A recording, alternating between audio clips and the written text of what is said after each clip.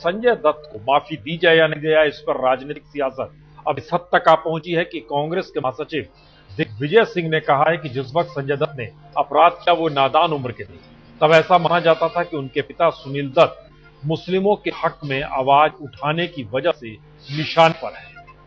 संजय के लिए माफी की मांग से मैं सहमत हूं, मैं उनके प्रति पूरी सहानुभूति रखता हूं। ये बात दरअसल दिग्विजय सिंह कह रहे हैं, जो कांग्रेस के महासचिव हैं।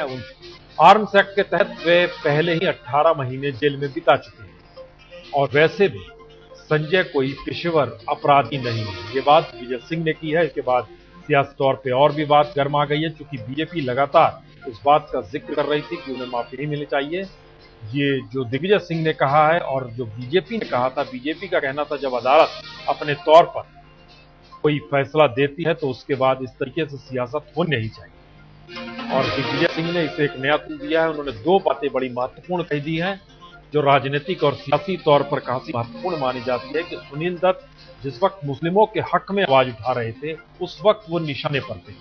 1991-92 के दौर में अगर लौट जाइए, 92-93 के दौर में लौट जाइए, तो महाराष्ट्र के और खासतौर से मुंबई में जिस तरीके से वहां पर दंगे हो रहे थे और जिस तरीके से वहां पर सुबह के जागरण से लेकर हिंदू संगठन जो निकलते थे सड़क पर लेके और देर रात तक हिंसा होती थी, उसके मद्देनजर संजय दत्त ने भी जिक्र किया था कि वो बेहद डरे हुए थे और इन्होंने इसलिए हथियार मंगाए थे। लेकिन जो अदालत का फैसला आया है उसमें 2-3 बातों का जिक्र था। दरअसल वो ये कंसाइनमेंट जो कि 93 के ब्लास्ट में लाई जाने वाली थी और उसके AK-56 और चंद हैंड ग्रेनेड उनके घर तक पहुंचे थे। लेकिन दिग्विजय सिंह का कहना है कि जी नहीं, वो दरअसल उस वक्त नादान, तो नादानी की वजह से उन्होंने हरकत कर दी।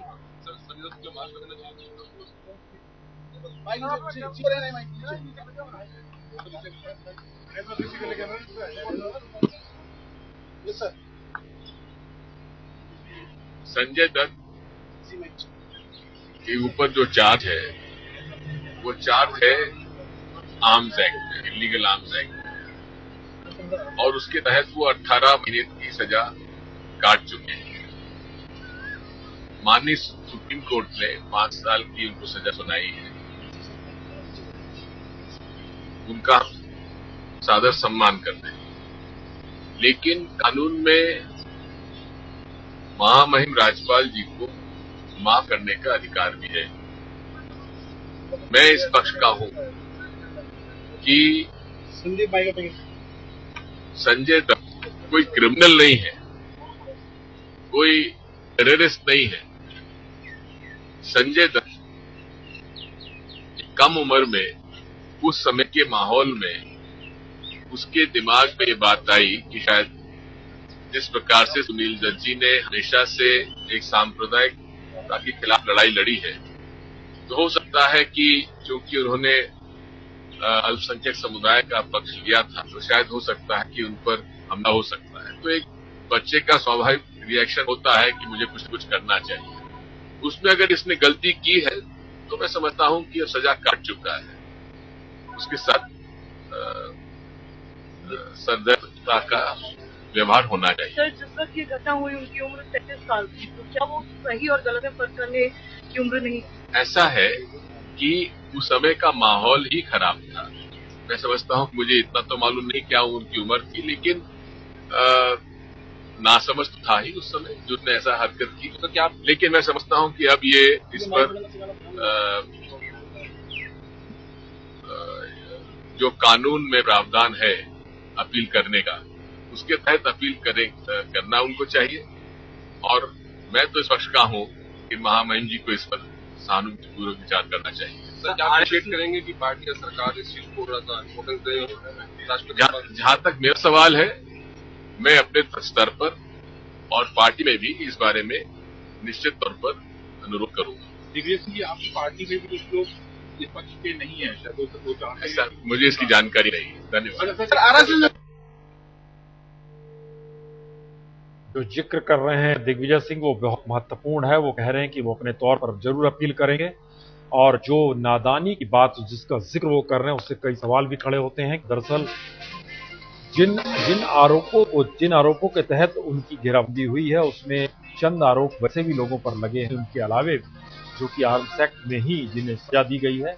तो इस पर बाकियों के जो दोषी हैं उनको लेकर क्या राय कांग्रेस की हो सकती है, दिग्विजय सिंह की हो सकती है, या फिर राज्यपाल उन्हें भी माफ कर दें, ये भी सवाल खड़ा हो सकता है। क्योंकि हमारे संवाददाता ने जब दोषियों के परिजनों से बात की थी तो उन्होंने कहा था कि ये गलत है और सजा माफ होनी चाहिए, तो फिर हमारे जो परिजन हैं उनको भी माफ होनी चाहिए, जो कि आर्म्स एक्ट के तहत जेल में है। किसी को 2 साल की सजा है, किसी को 3 साल की सजा है। लेकिन राजनीति जिस तरीके से गरमाई है और सियासत जिस तरीके से हो रही है, उसमें आप देख सकते हैं कि एक के बाद एक फहरिस्त है नेताओं की जो अपने तौर पर कह रहे हैं कि हाँ माफी हो जानी चाहिए, और कुछ विरोध कर रहे हैं। और उज्जवल निगम कानूनी तौर पर माफी नहीं मिल सकती, सरकारी वकील थे, वो सीधे तौर पर बोल रहे संभव नहीं है। और सुब्रमण्यम स्वामी ने तो यहाँ तक कहा कि अगर अपील और माफ किया गया तो मैं उसके खिलाफ कोर्ट में अपील करूंगा। संजय दत्त को माफी के सवाल पर सियासत गरमा रही है। दिग्विजय सिंह कांग्रेस के महासचिव ने कहा है कि मैं इस पक्ष में हूं कि राज्यपाल को उन्हें माफी दे देनी चाहिए। राशिद अली कांग्रेस के नेता, उनकी क्या कहना है इस पर? कर देना चाहिए। देखिए, दिग्विजय जी ने क्या कहा है मैंने सुना, मैंने देखा नहीं है उनका बयान। और इस मामले पर अगर कोई भी मर्सी पिटीशन गवर्नर को या राष्ट्रपति को देगा तो गवर्नर और राष्ट्रपति उस पर गौर करेंगे, इस पे हम कोई टिप्पणी नहीं करेंगे। अलग अलग राजनीतिक दलों की जमकर राय निकल कर आ रही है और एक तरह का अंतर्विरोध है कि क्या संजय दत्त को माफी दी जानी चाहिए या नहीं दी जानी चाहिए। बलवीर पुंज का क्या कहना है? गवर्नर माफ कर सकते हैं, तो आर्टिकल 161 के तहत अगर माफ कर दे तो कोई बुरी चीज नहीं। मेरा भी दिल तो चाहता है कि माफी होनी चाहिए, लेकिन यह है कि इस सब चीजों को देखने के बाद ही बहरहाल कोई फैसला होना चाहिए, क्योंकि एक अच्छी प्रेसिडेंस स्पीड हमें रखनी चाहिए, डालनी चाहिए।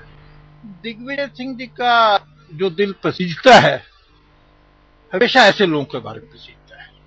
जब बाटला हाउस के एनकाउंटर हुआ तो उनका दिल, जो शहीद हो गए इंस्पेक्टर शर्मा, उनके लिए नहीं पसीजा। जो आरोपी थे वो उनके घरों में गए, उनके साथ सहानुभूति प्रकट की। कि इस मामले में भी दिग्विजय सिंह जी ने वही लाइन ली है जो पहले लेते रहे, और उनकी सहानुभूति जो आतंक का शिकार होते हैं उनके साथ नहीं होती, जो आतंकवादी घटनाओं में शामिल होते हैं या किसी न किसी तरीके से उनका लेना देना होता है, उन्हीं के साथ होती है। 30, 33 साल, 36 साल के व्यक्ति के बारे में कहते हैं नादान है, तो इसका मतलब तो फिर तो राहुल गांधी भी नादान है। तो राहुल गांधी के बारे में भी उन्हें विचार करना चाहिए कि उन्हें ऐसे नादान व्यक्ति को अपना प्रधानमंत्री उम्मीदवार नहीं बनाना चाहिए अगर संजय दत्त नादान है। यही हम बार बार कहने की कोशिश कर रहे हैं कि इस देश में 2 सेट ऑफ लॉ हैं, एक रॉबर्ट वाड्रा के लिए, एक सामान्य आदमी के लिए, एक संजय दत्त के लिए, एक दूसरे आदमी के लिए। और दिग्विजय सिंह जी के जो मानसिक दिवालियेपन के विषय में समाज में लगातार चर्चा रहती है कि वे लगातार कोई ना कोई ऐसी बात कहते हैं जो कानून सम्मत नहीं होती, केवल चाटुकारिता से भरी होती है। दरअसल दिग्विजय सिंह ने पर्रे के छत्ते में हाथ डाला है। इससे पहले काटजू का ये बयान आया था कि राज्यपाल को यह अधिकार है संविधान के अनुच्छेद 161 के तहत। उसके बाद से अलग अलग नेताओं की अलग अलग राय। मनीष तिवारी संबंधित विभाग संज्ञान लें, अश्वनी कुमार कानून मंत्री हैं देश के, अपील पर राज्यपाल कर सकते हैं विचार, एक संकेत है, सॉफ्ट कॉर्नर। राजीव शुक्ला, हमें संजय से हमदर्दी है, ये खुले तौर पर संजय दत्त के साथ खड़े होने वाली स्थिति। डीपी त्रिपाठी एनसीपी के नेता, संजय ने अपनी गलती की, भुगती, माफी मिल जानी चाहिए, ये एक डीपी त्रिपाठी एनसीपी के नेता। नरेश अग्रवाल समाजवादी पार्टी के नेता, सजा में राहत मिलनी चाहिए। संजय दत्त समाजवादी पार्टी से ही पहले जुड़े थे और यही महासचिव के तौर पर नियुक्त हुए। बलवीर, संजय दत्त को क्यों दी जाए माफी का सवाल बीजेपी के नेता है। ये अंतर्विरोध है राजनीतिक दलों का, या फिर मार्कंड काटजू ने कहा था संविधान में माफी का प्रावधान है, यानी जो संविधान के अनुच्छेद 72 के तहत राष्ट्रपति माफी दे सकते हैं उसी तरीके से 161 के तहत राज्यपाल दे सकते हैं। कानूनी तौर पर माफी नहीं मिल सकती। उज्जवल निगम जो सरकारी वकील हैं उन्होंने बहुत साफ तौर पर कहा था। और सुब्रमण्यम स्वामी जनता पार्टी के जो अध्यक्ष है उनका कहना है कि अगर माफी मिली तो मैं उसके खिलाफ अदालत का दरवाजा खटखटाऊंगा।